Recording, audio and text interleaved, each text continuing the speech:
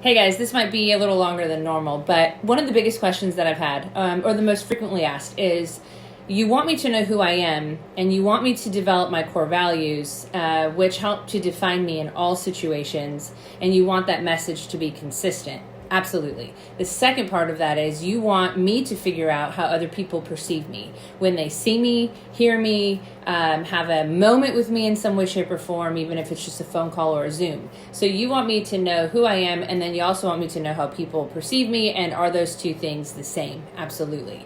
I do a ton of trainings with corporations, small businesses, and when I do that, sometimes we'll do this personal brand exercise where I have everybody discover their core values, and then we have everybody else give their description of that same person, and we find out if they're the same.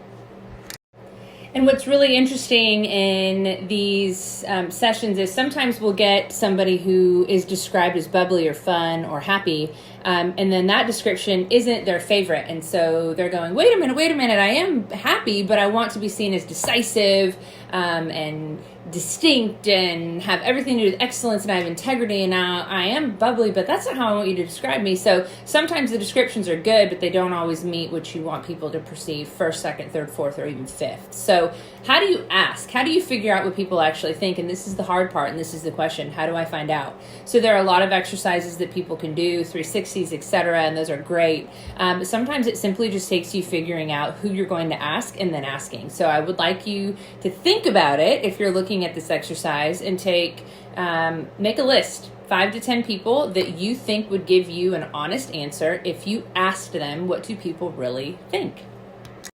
So step one, you need to establish your own core values. If you don't do that, you would have nothing to compare other people's to. In the book, there are a bunch of core values. You can make a copy of the list, or you can find your own online. Just Google brand attributes, and there are lists of adjectives. Hand those to people. Send those to people who you trust. This can be kids, colleagues, people you've worked with, people who you've worked with in the past, new friends, and ask them, say, I'm really trying to understand how people perceive and describe me. I really want to know the vibe, the perception, the feeling that I give off.